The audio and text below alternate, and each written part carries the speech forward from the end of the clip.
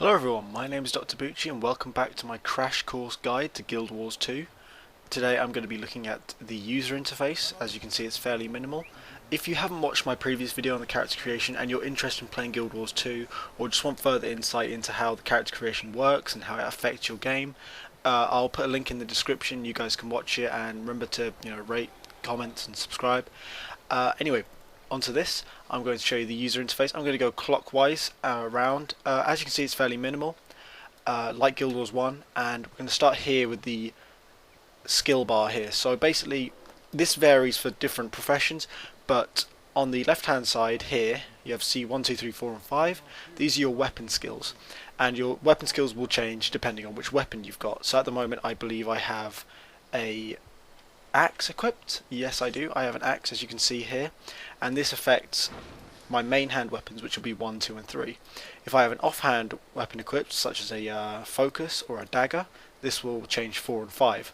Anyway, I'll keep off combat and I'll stick mainly to the user interface itself, but I want to go over how skills work a little bit, and then obviously in the next video I can move on to combat. Anyway, so I've got these 3 skills here, and then I've got 4 and 5, which would be taken up by an offhand weapon. If you have a two-handed weapon, it will have all 5. Now, as you can see here, there is one skill here. This is my healing skill. I haven't unlocked any because it's a new character that I just made in the previous video. As you can see, I've got some blood fiend. I can just do that. And your 6 button, or if you want to change it to something else, that one will always be a healing skill, and you'll have a choice of them throughout the game. Then you have your utility skills 7, 8 and 9, which aren't dependent on which weapon you're equipping. And finally you have your elite skill, which as you can see there will unlock at level 30. Up here you can see my weapon swapping, which is available for most classes in the game, if not all except the elementalist. I'm not entirely sure, but let's stick with most because I know most have access to it. And as you can see, it's number 9 on the number pad, and I can just press that and it will change to whichever other weapon I have equipped.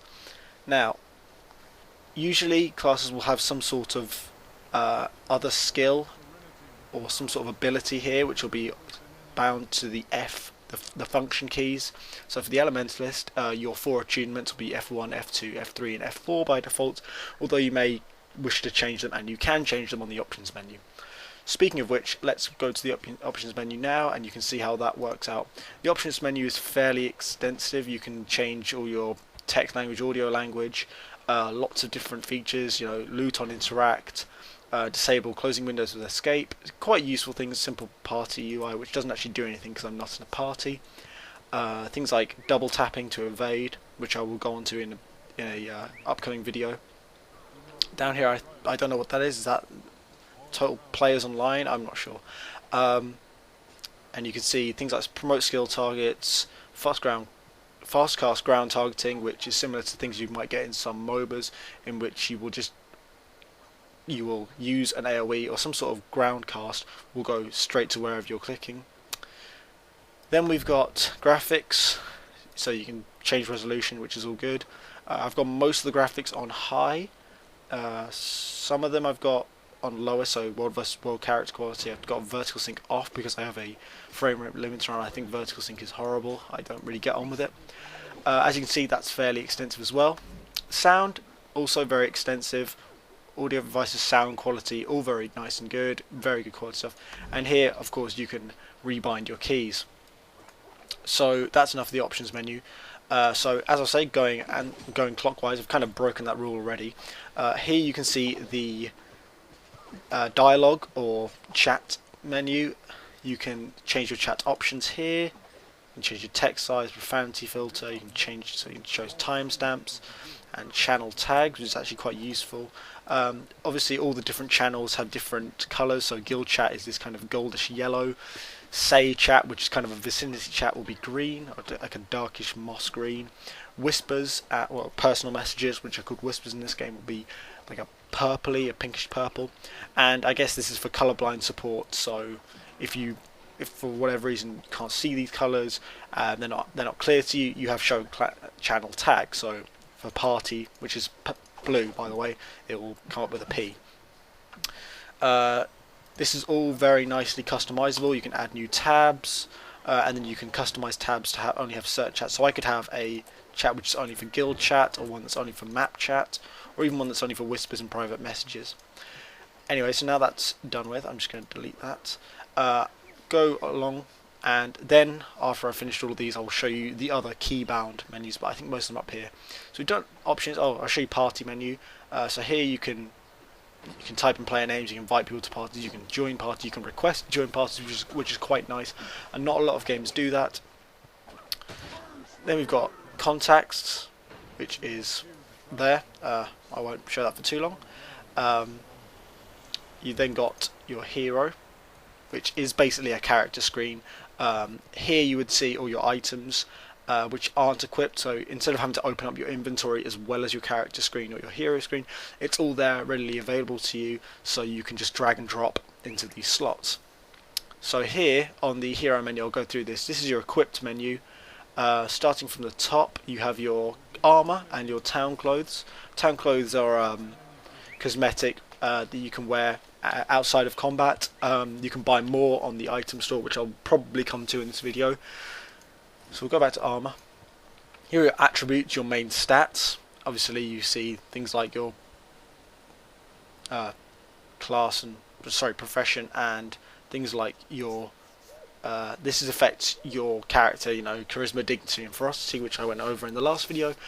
I'm not sure how much that changes, but I guess I'll find out soon enough. These are your attributes, which are very nice and quite clear for the most part, although sometimes, you know, you get vitality and then health, it's not entirely clear. Then we've got the dye menu, which is quite obvious. You can dye your armor at any time, so I can change that. Nice and disgusting there. Maybe put some of that in. Yep. Oh, get rid of that as well. So I can just change my armor on the fly, and obviously you get more dyes as you go along. You can also hide helmets and shoulders, or head pieces and shoulders, so if you want to show off your character's cool mohawk, then you can. Anyway, so we'll exit that and go back to this menu. So here you can see everything you've equipped. Down here you can see main hand, offhand, and then your weapon swapped sets, which I talked about earlier. Over here you've got items which for the most part don't have a model. So your back pieces, accessories, although some back pieces do have an accessory, amulets, rings, you know, quite typical to games like this. And then you've got your crafting items, which are your sickle for foraging herbs and plants, logging for obviously cutting down trees, and your mining, or pickaxe for mining. Moving on to skills and traits. Go from here. These are all your weapon skills. You can see your weapon skills at any time for all of your available weapon sets. Obviously I haven't unlocked any of them because I haven't actually done anything yet on this character, but here you can see everything and you can get an idea of what you can do as a necromancer, which is what I'm playing at the moment. Here you can see your skill points. You use skill points to buy slot skills, which are here. These are the utility skills. So you have 3 tiers, so these ones will cost 1 skill point, these ones will cost 3 skill points, and these ones will cost 6 skill points. And you have to buy a certain amount of each tier to get into the next one. This just promotes variety of skills, and I guess this is the only reason they do that. Then you've got your elite skills, and annoyingly you can't actually see the skills until you've unlocked them, which is actually quite frustrating. Obviously I can't see them because I haven't unlocked this tier yet, but these are the elite skills, and then you buy 2 elite skills from this tier, and then you unlock the final elite skill tier. Then you've got traits, which unlock at level 11. In my Elementalist video you can see a trait tree there. I'll put that in the description, as well as the time when that comes up, so you can see what traits look like. I can't look at them at the moment because I'm not level 11. Then we've got personal story. This is basically like a log of everything you've done in terms of main quests, which I'll come to in a minute. As you can see, this is my character, and over the course of the game, the more of the main quest you will finish, the more you will get, and it will really fill up on this side here, and then you can go back and you can look at things you've previously done. crafting, I can't look at that because I haven't chosen crafting disciplines, but I'll probably do a separate video on crafting because it's a league of its own. Then you have achievements. As you can see, I'm a bit of a scrub. Don't have many achievement points. This is account bound, by the way. This is over a whole account, and you can see my different monthly achievements as well as dailies and general achievements such as Centaur Killer and Drake Slayer and Harpy Slayer and stuff like that. Quite typical for an MMORPG to include an achievement system. It's quite nice. You can see the few jumping puzzles I've done. Not really a big fan of jumping puzzles, but I've done a few of them for the loot. Anyway, believe that is the hero menu, your character menu. Turn that. We'll leave that off because it kind of looks ugly. Then we've got the inventory screen, very typical for an MMORPG. Sorry. Quickly show you. You've got your starter backpack, which is 20 slots, and then you have bag slots, which you can buy bags for. You stick a bag into the bag slot, and you get more inventory space. These can be bought, acquired, and I'm pretty sure you can buy them on the gem store as well, although I'm not entirely sure about that.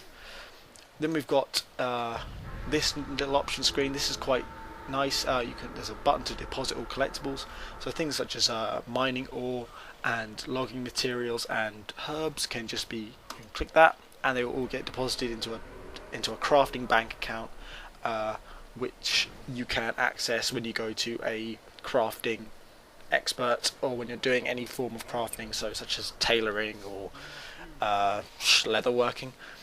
You can press the compact button. Obviously I've got nothing in my inventory. That just obviously compacts it all into one space. If you've got loads of spaces, you click that and it all moves up. And bag shown will tell you the name of the bag, not just the space. I mean, this divides it up so you can see what's in what bag, but if you press this, it will just put it into one big block, which I would prefer to have it like that because certain bags do collect certain items and you'd probably want to see them all. I don't think there's a big deal in having them all separated. After that, we've got the mail, which is, well, as you can see, for mail, you can access it at any time. Because there's no trade system in Guild Wars 2, you use the exchange to do main trading, but you can also send people items using this mailing system, which is quite nice. Since there is no trading, which I think is kind of weird, but they probably have their reasons for that, and it's probably been phased out by the trading system, the exchange system anyway. So that's the mail. There's not really much to say about that. You can compose, you can receive, and you can take items. There's usually if you finish a heart quest, which I'll come to in another video, you can accept rewards once you've completed them via these. Then you've got the trading screen, which is the gem store, the currency exchange, and the Black Lion trading exchange, in which you can trade items. So here is the gem store. I will go over this briefly. I don't really want to go into this. Basically, it's a microtransaction store. Don't be too put off by this. I know this might set off some pay to win alarms, but for the most part it's not pay to win. You can buy boosts, but you've got to bear in mind these boosts are also available from finishing daily quests and monthly quests and a lot of other different ways. So having these available is just really for people who want to get that extra bit in there.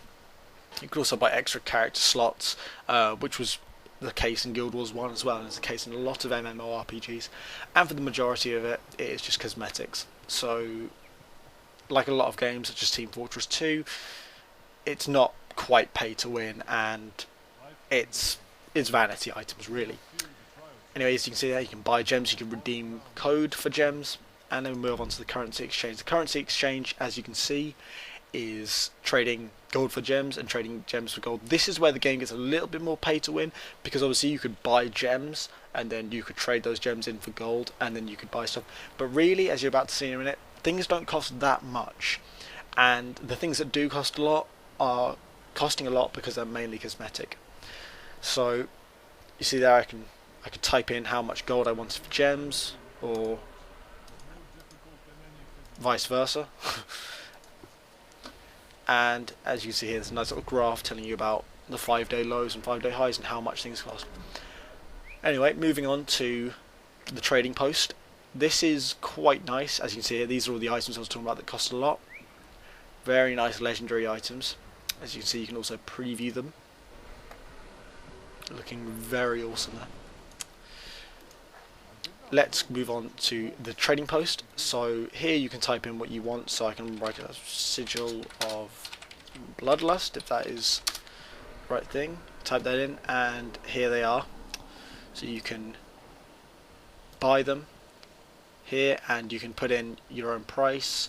You can choose how much you pay for on the listings, or you can just put one up there and see how much you can get it for. You can narrow down your search. The search system isn't perfect, but it's pretty good. It's pretty much there. Obviously you can reset as well if you need to. I think that's all there is to say about the buying part, and then there's the selling part, which is also very cool. So at any point in the game you can load up the Black Lion Trading Company and sell items on it and list items on it. So if I had items in my inventory, which you can see is empty, this would be full of items that I could be trading. And I could trade the items at any time and list them at any time, and I could sell them, which is really useful. That means you don't have to run to vendors to get rid of stuff. Your inventory isn't always clogged and full, and you don't have to go back to a city to trade. You can stick it all on here, and if it sells, it sells. If it doesn't, well, it just sits there wasting space on there and not in your inventory. So you can sell at any time, but you can't pick up the money until you go to a Black Lion Trading Company NPC, and they are listed on the map as a little pair of weighing scales, like those ones there. You can also only pick up items that you've bought if you go to these people, but the big upside is that you can just put stuff on there and you don't have to worry about it. If it sells, it sells. If it doesn't, it doesn't. These are the list of transactions. Obviously I've made no transactions on this character, but here are all my ones for previous characters. These are listings I've made. Obviously I just stick them up there just to get rid of them, and yeah, these are all the transactions, everything I'm selling. So you can change it to things you've sold, things you've bought, and so on and so forth. Also I can pick up from here, I can pick up across characters, it seems. As you can see, you must speak to a Black Lion Trading Post representative to receive your goods. So I can't take these until I find one. I won't find one in here because I am in the middle of a quest. Then we got the guild. Here you can see the rosters for guilds and missions that you can do as a guild. You can also create your own guilds. If you go to a guild representative, you can join multiple guilds on your account. Guilds are account bound, they're a cross account, I should say. So all characters in your account are in the same guild, and you can choose to represent or stand down from certain guilds. So if you have a character that is designed for PvP, you might want to join a PvP guild, and if you have one for PvE, you might want to join a PvE guild. That's enough of the guild menu, and then we'll go to the hints menu, which I don't really use that much. As you can see, it just tells you little things about the game, and you could probably just use this instead of watching my videos, but who cares? I won't give that a plug. Then we've got the quest menu. So instead of loading up a quest screen, this is where you can track them. So you can see at the moment I am doing a level 1 quest, and I have to go to speak with Kaith's Spirit, sorry. So on the map you can see there's a little green icon, and that is where I need to go. Fairly simple. Then I can also track my achievements, such as my monthly achievements, which is what I'm tracking now.